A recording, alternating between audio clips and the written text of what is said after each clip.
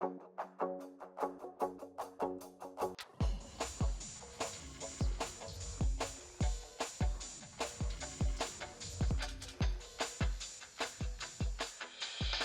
and gentlemen, boys and girls, welcome back to the Ramblin' About Wrestling podcast. I am your host, Nick Pearl, and I know this isn't the usual podcast setup. I'm not by my computer. I am not recording on Zoom, but no, I am currently sitting on my deck right now outside. I'm laying with the dog. Look at Lulu. Oh, she's such a good girl. And I don't want to leave her alone on the couch because she just got her teeth cleaned. She's really not moving. She came off the anesthesia. She's not really having a good time. But I'm enjoying myself. This is just great. Look at this. I got my seat. It's my little fiend blanket right there. Let's get into business. I just came home from teaching karate today. And I said, you know what? On Twitter, on the Ring of Honor episode that was airing tonight, there was going to be Daddy Magic and Cool Hand Ange going up against the Kingdom for the Ring of Honor Tag Team Championships. I said, you know what? I'm very interested in this. I haven't seen 2.0 tag together in a pretty decent time, actually. It's been a while, and they're such a great tag team, but they're so great on their own, too. They're one of those acts that NXT completely botched. What were they, Ever Rise? They didn't win anything. They had backstage segments that were just crappy. They got released, best thing that ever could have happened to them. They get brought into AEW, and in one of their first matches, they're in a match with Sting. And you'll never get over the reaction they had when Sting got put through that table. They did the powerbomb spot. Sting gets up, he starts, doing his chest thing, like Donkey Kong, and then 2.0 is like, what? One of my favorite spots of Sting's entire run, and I freaking love Sting. But from that moment on, they cut a promo backstage. They had the match with Sting, 2.0, one of my favorite tag teams. And I am so glad that in AEW and in Ring of Honor, they are able to finally show off their true capabilities.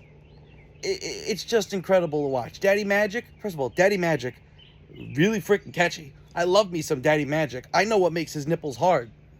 That's one of his catchphrases. That's just not me saying I know what makes his nipples hard. I'm not that weird, man. Anyways, they had a great match on Ring of Honor television this week. They did not get the job done. They did not win the Ring of Honor Tag Team Championships, but the match did have some shenanigans at the end. They had a roll-up. They lost by roll-up, and I'm sure down the line, 2.0 will become, for the first time, I think in any wrestling company, I could be wrong, like any major wrestling company, they could become the tag team champions. And even them as singles guys, they're just so incredible. Daddy Magic, even on commentary. And Cool Hand Ange, he's got some good stuff going on too. He's freaking just got engaged to Ruby Soho. Those guys are on top. Even though they didn't get the job done on this episode of Ring of Honor tonight, they will very soon. And that's not the only thing I want to talk about Ring of Honor. Because, again, I haven't watched Ring of Honor very much lately. My subscription was actually canceled. I don't know how that happened. But it's episode 69, so I had to sit down and enjoy it. The main event, in a matchup that, you look on paper, you're like, oh, it's going to be good. You had a 2 out of 3 falls match. Lee Johnson going up against Kyle Fletcher for the Ring of Honor Television Championship. And these guys, they had a match previously on Ring of Honor, on a Ring of Honor pay-per-view. And I think it might have been my favorite match in that entire card. Lee Johnson almost got the job done, but much like Daddy Magic and Cool Hand Ange earlier tonight, he did not win that matchup on the pay-per-view. Fast forward to this 2 out of 3 falls match. It starts off slow, and then out of nowhere, Kyle Fletcher's literally beating the hell out of him, hitting a pile driver, hitting a lawn dart into the corner, going for a top rope brainbuster. We haven't seen this move since Gunther and Sami Zayn at WrestleMania. So once this move gets hit, it's the beginning of the end. But these guys put on a banger. Kyle Fletcher picks up the first fall, which was expected. After that, Lee Johnson's down. He's getting checked by the doctors. Kyle Fletcher's kicking him like Bryan Danielson does those yes kicks. Lee Johnson gets up. He's somehow able to roll Kyle Fletcher up for the second fall. And the crowd, all of a sudden, they wake up. After this, get the third fall, sudden death. Lee Johnson hits a top rope Canadian Destroyer, but the angle that this was hit, I've never seen anything like it. It was a high angle, lands right on the top of his head, Kyle Fletcher. And then from there, he rolls out of the ring, and then Lee Johnson jumps over the top rope. You think he's going for a tope suicida, like a top rope dive. But no, it's actually a sunset flip powerbomb that he jumps, lands on the floor, and powerbombs him. I don't think I've ever seen that before. So for that reason alone, all the high intensity, all the drama, matchup ends with a low blow. Kyle Fletcher gets the win, retaining his championship. Lee Johnson, he's going to be the Ring of Honor television champion. It's just a matter of time. But for this whole, everything I loved about this match, this is my matchup of the week. Say his name and he appears. I believe in JOE HENDRY. NXT, the one and only JOE HENDRY. We said his name, he appeared, didn't last for long, but he will be showing up in many other shows. Not just NXT. I'm predicting he's going to be in the Royal Rumble next year. I'm predicting maybe Raw or SmackDown. If WWE has a show overseas, JOE HENDRY's going to be there.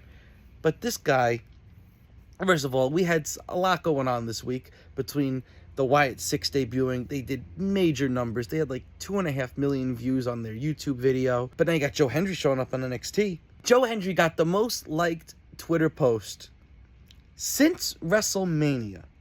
And there's a lot that's happened since WrestleMania. And for JOE HENDRY to get the most liked tweet in less than 24 hours, once the contract with TNA is up, he's getting signed. No doubt about it. Same with Jordan Grace.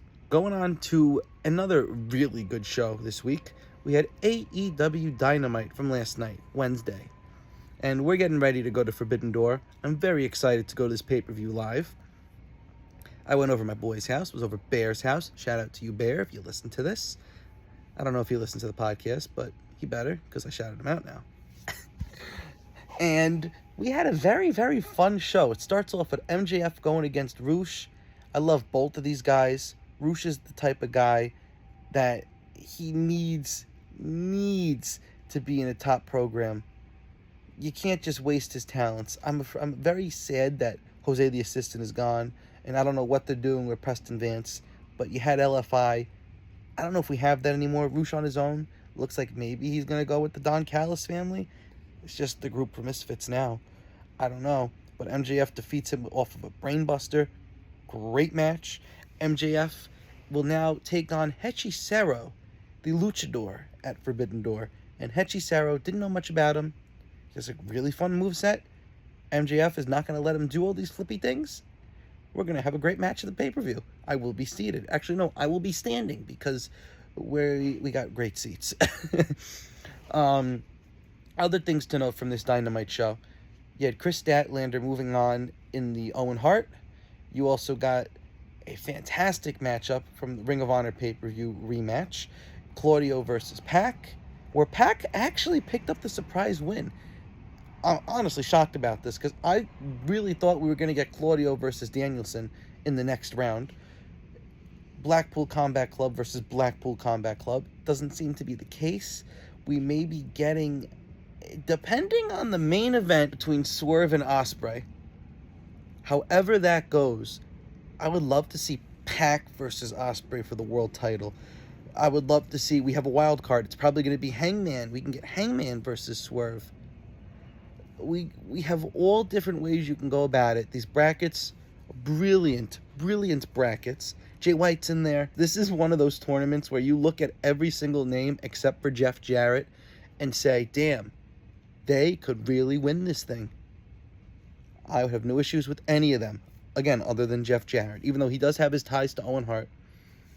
It's good that he's getting the chance to, honor his legacy. And I think that's all I wanted to talk about today. I was just so content with this episode of Ring of Honor.